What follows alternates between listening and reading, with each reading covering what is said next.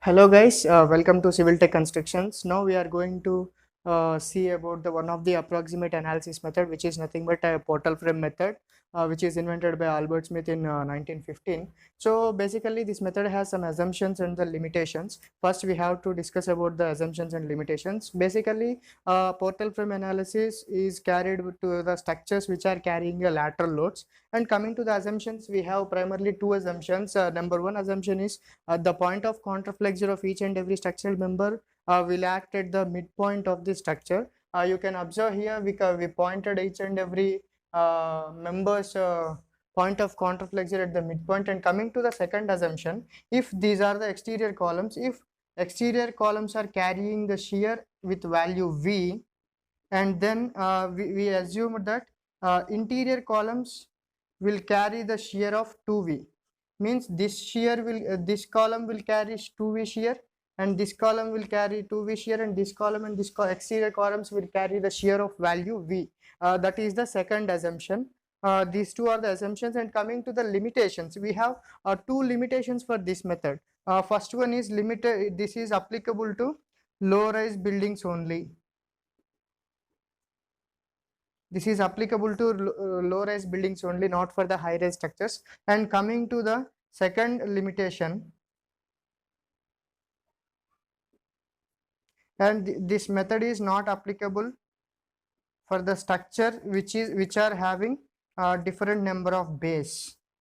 Let's say this is the structure. This is not applicable for this type of structures. Why? Because the structure having 1, 2, 3 bays at the ground and 1 and 2 bays at the top. So this portal frame method is not applicable for this type of structures. These two are the limitations. Now we will consider one example problem and try to solve that. We have a 5 steps of procedure to analyze the structure. First one is to calculate the shear in the columns, which is nothing but V, 2V, whatever it is. And coming to the second step, we have to calculate the bending moment at the end of the columns by using this column shear. And third step, we have to calculate the bending moment at the ends of the beams. Then we have to calculate the shear in the beams. First we calculated shear in the columns. Now we have to, in the fourth step, we have to calculate the shear in the beams. And coming to the fifth step, we have to calculate the axial loads carried by each and every column. So by calculating the bending moment, shear force, and axial loads, our analysis will complete, and we will get the analysis results. So we will consider one portal frame here. This is the example frame I am selecting to solve. And here 50 kilonewton lateral load is acting, and here in the bay 1, floor level 1, 100 kilonewtons lateral load is acting. This is the structure, and I'll name it.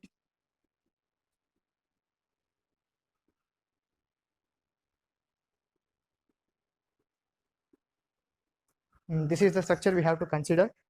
We will try to solve this problem, and as we discussed 5 steps, we will solve step by step. So in the step 1, we have to calculate the shear in the columns, shear carried by the columns with the help of lateral loads. So let us see. This is the shear carried by the columns at midpoint.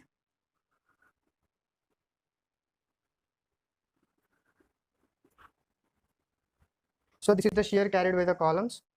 We assume that point of contraflexure at the middle. That's why shear we are calculating the shear at the midpoint. As we discussed, I am considering the shear value in the bottom story is P for internal columns, 2P according to the second assumption.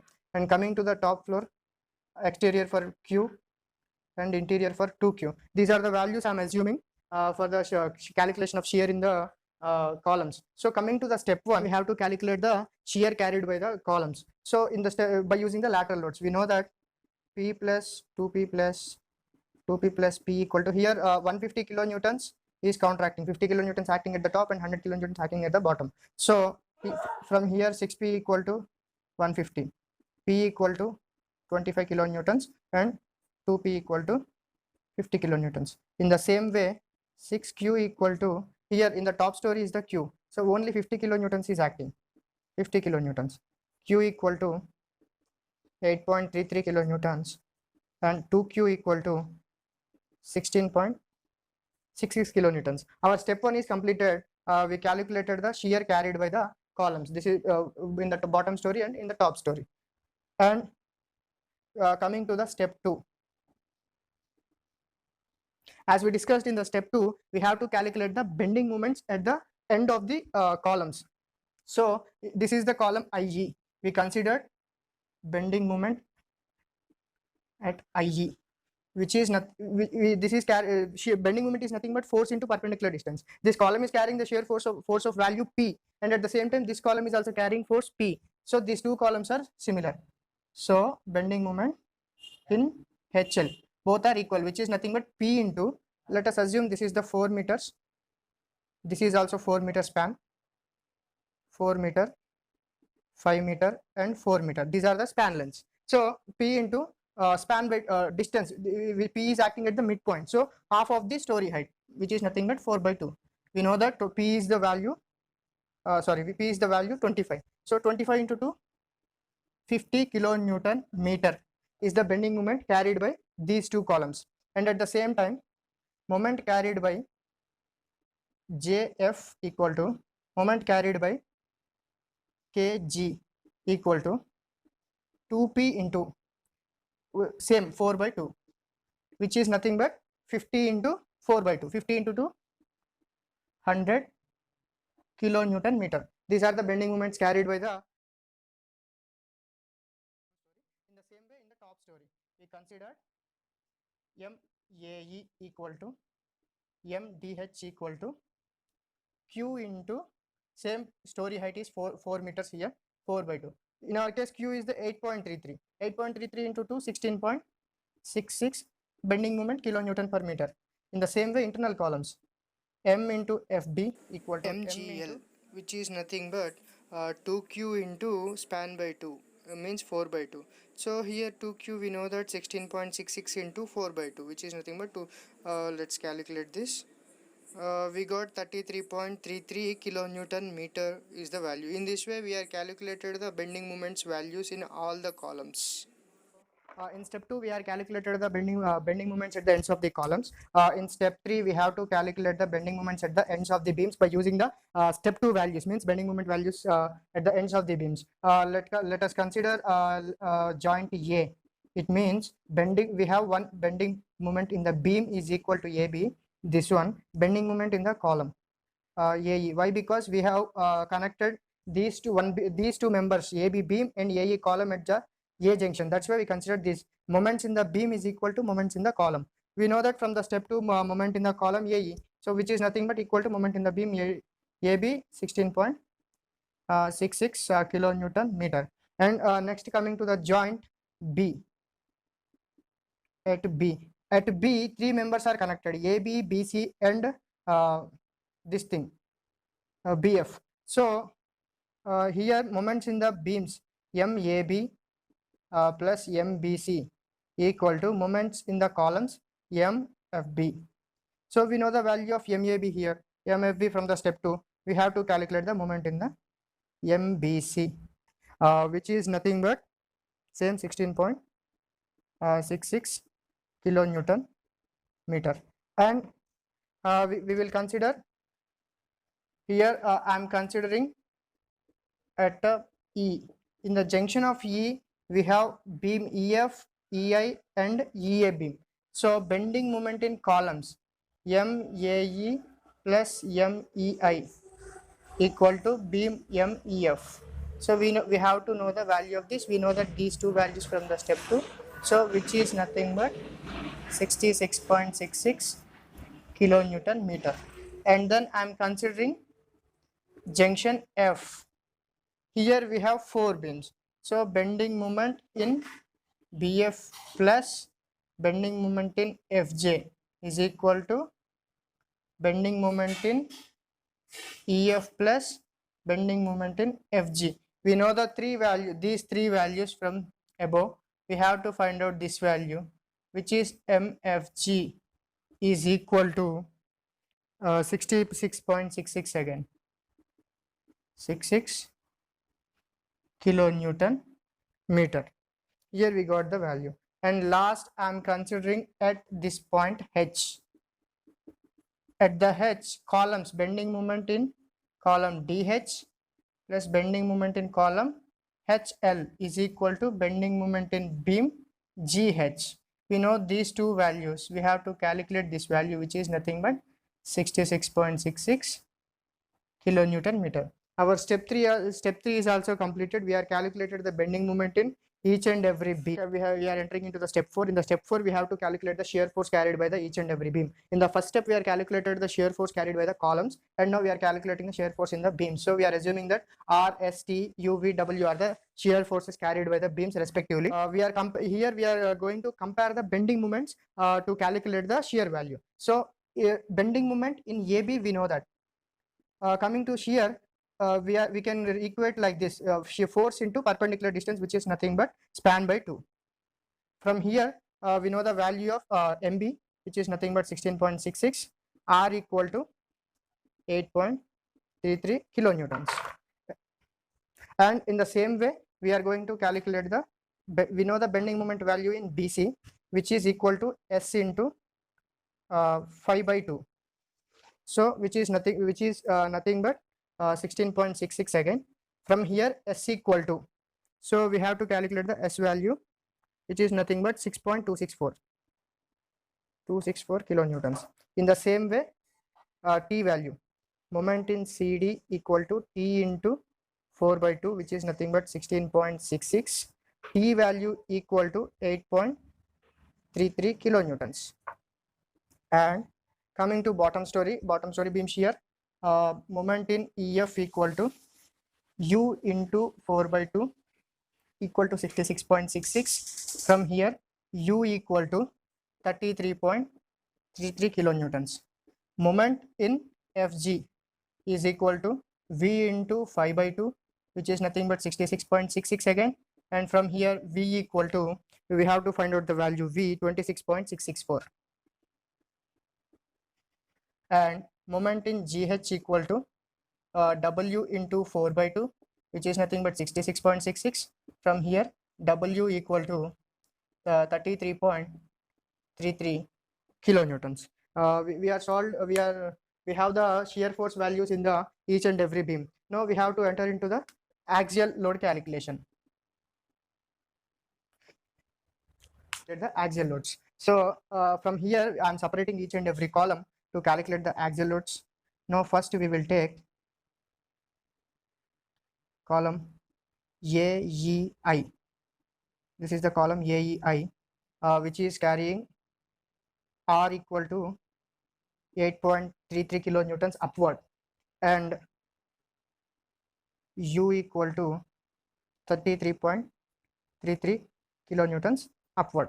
In the column AE, we can observe that R is the load acting upward. There is no downward load. So here downward load, reaction load will be in the downward direction, and net force will be the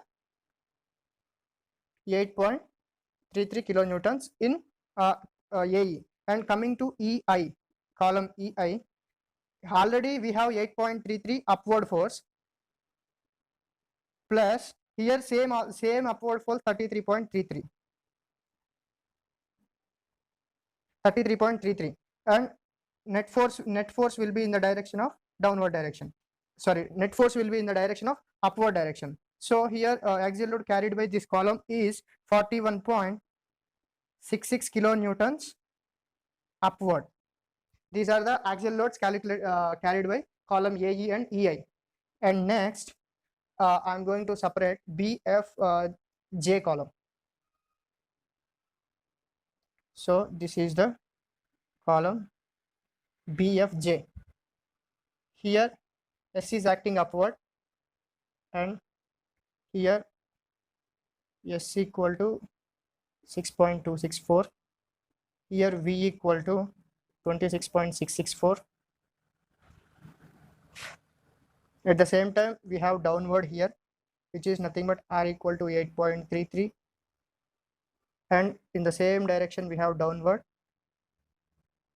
U equal to 33.33.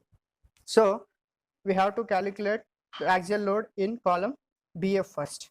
It means Here upward force is 6.264 and downward force is 8.333. Net force, net load acting on the column BF is 2.066 kilonewtons, which is nothing but 8.33 minus 6.264, which is acting downward direction.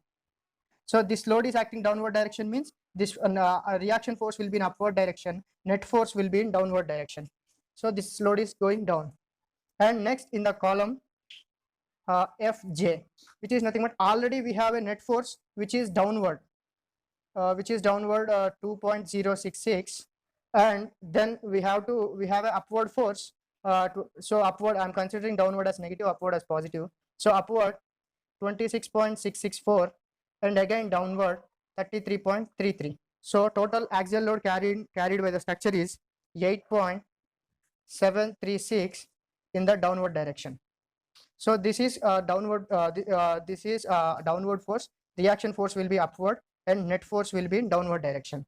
So that is the criteria here.